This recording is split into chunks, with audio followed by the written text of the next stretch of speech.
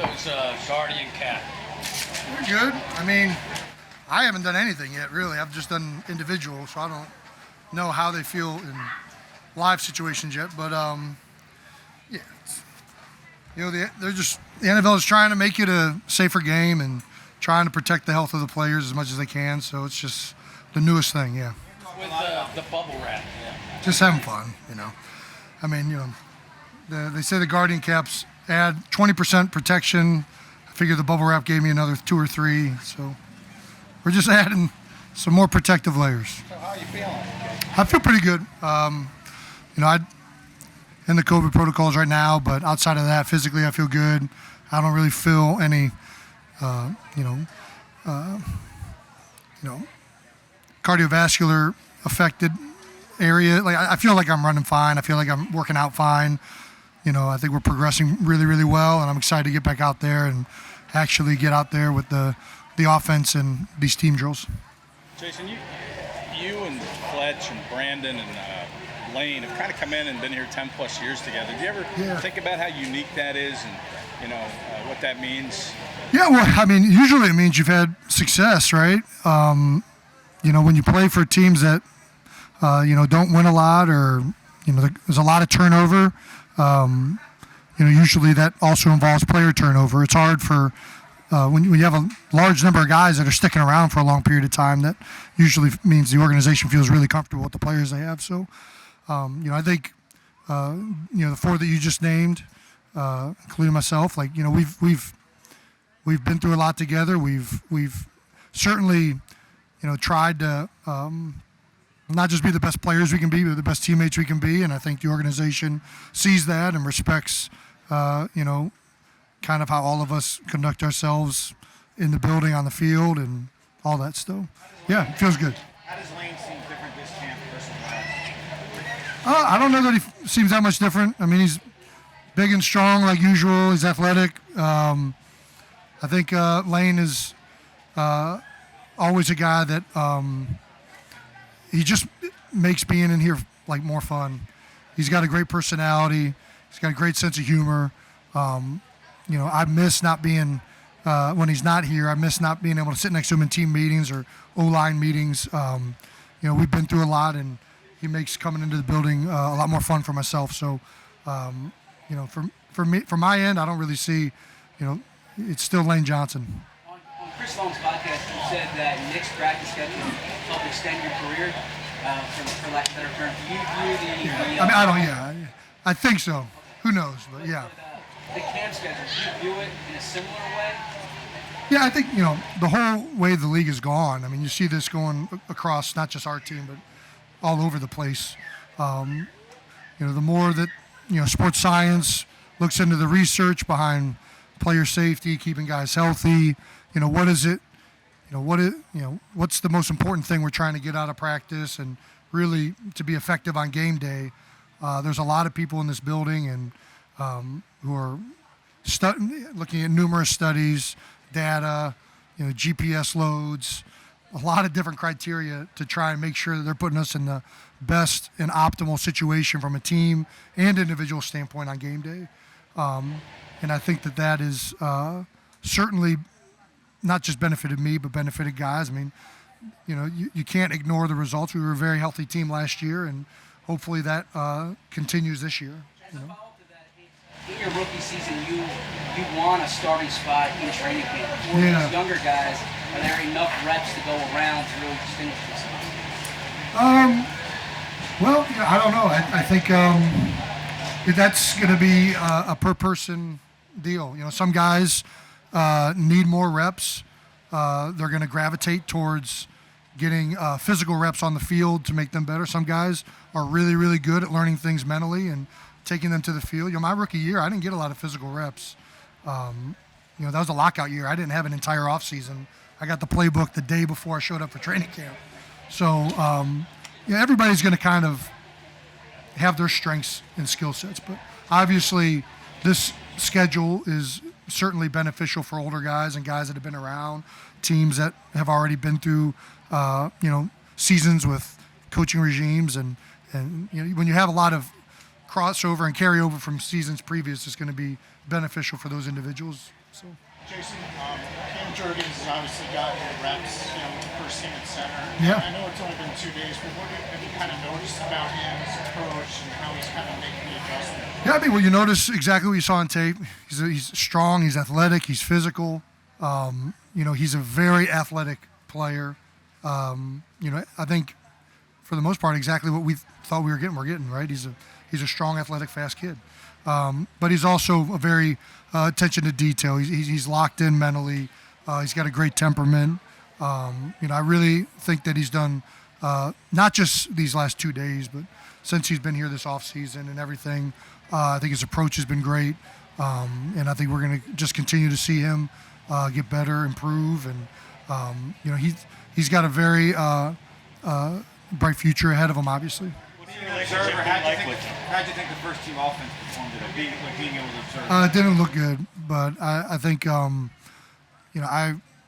have to go back and look at it more on tape. But I think that the defense probably feels that we got the better of them the first day, and I think they came out here with a lot of energy and effort today, and that's what you want to see. You want to see people competing. You want to see sides of the ball competing against each other at this point in camp. That's going to make us all better. With another year under the develop with camp. I mean, it's great. I mean, I think, obviously a big part of my job or a big part of what I want to do is help these young guys out. And Cam being, a center, a guy that I see a lot of similarities in my game too. I'm going to try and help in any way I can to give him tricks of the trade, things I've learned, or whatever. And I think that we're just going to continue to make each other better throughout camp. We're going to continue to work, compete, and try and get better as much as we can. With another year under the offense and working with this current coaching staff and all that, and the new pieces that you have coming in, how optimistic are you that this offense can be pretty explosive? I mean, maybe I'm wrong, but I think the only new piece is A.J. Brown, right? And we just talked about all these additions to the offense. I think we added one player. But I think we have a lot of skill offensively. I think we have a lot of talent. I think we have a great offensive line. I think we have a lot of really good skill position players. And I think we have a quarterback that is continuing to improve and is a great player last year and will be a great player this year. We have to get better right now. That's all I know. I think that in this city, I just got done telling the team this year. In this city, it feels like every year the media thinks that we're really good. We end up being, and every year the media thinks we're going to be, we end up being really good. So I prefer not to listen to what everybody thinks we look like on paper. And the only way we're going to be any good this season, we come out here and we work, and everybody comes out with the mentality to get better. Each and every one of us. Nobody here is so good that they can't get better. And but I do think that from a player standpoint, yes, I think we can be very good offensively. Do you find as a center that there's any extra added stress when you play against a defensive line that's switching between out of even fronts? I mean, I've seen a lot of these fronts, so I don't really think that the front is the front. I think that can disrupt guys for sure, and it definitely makes it harder for the play caller because obviously these plays you want to be run, and they're better suited for specific defenses. What stresses me out is just how good the defensive line is. I don't really care whether it's a head up in the shade, one technique, a three technique, a 2-eye. But when you got 5 guys out there that all of them are very, very good players, that's a stressful situation. So, I'm looking forward to going up against the defensive line we have, seeing all these different fronts, all these different alignments is going to make our offense better.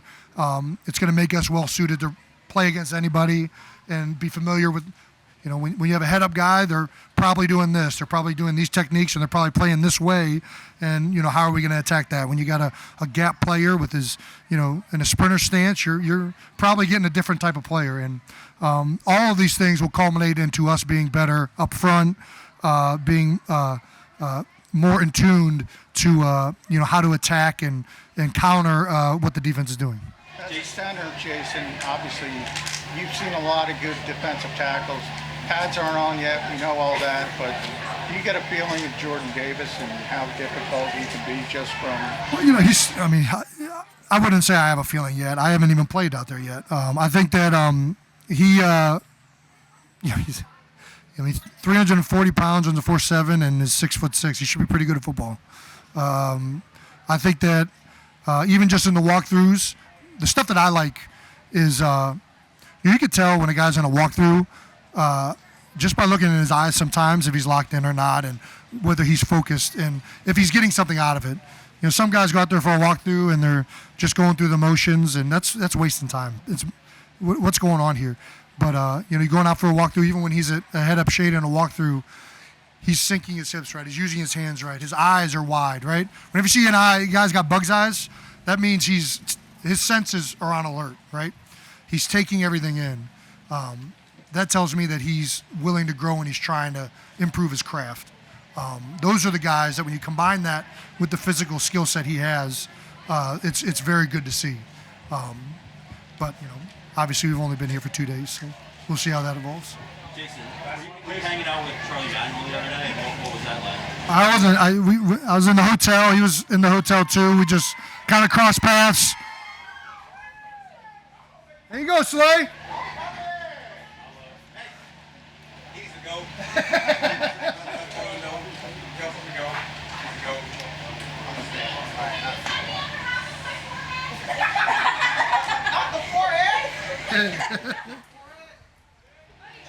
Sign on foreheads. All right. Man, what were we talking about? Manuel. Charlie. Oh, no, I went up to him and I told him, I think there's only two people that my wife loves more than me, and that's you and the Philly Fanatic. So, yeah, she's a big Charlie Manuel fan, and obviously, I think being in Philadelphia for a long time and seeing, you know, how much the Philadelphia community loves Charlie and what he means to the city. And I got to meet him a couple years ago in training camp when I was down in, or spring training, I guess is what it's called in baseball, down in, is it Clearwater? Clearwater. Yeah, but I got to see him, meet his wife Missy. We took a picture. That's about it. Did you grow up with those Indians teams, right? Yeah, I was an Indians fan growing up, yeah. Jim Tomeo, Omar Vizquel, Kenny Lofton, Roberto Alomar, Sandy Alomar, Manny Ramirez, Albert Bell. I mean, we had some squads. Oh, yeah. Well, shoulda, woulda, coulda. But, yeah, they were really good in the 90s. It was a fun team to watch, for sure. Guardians now. Like the hats.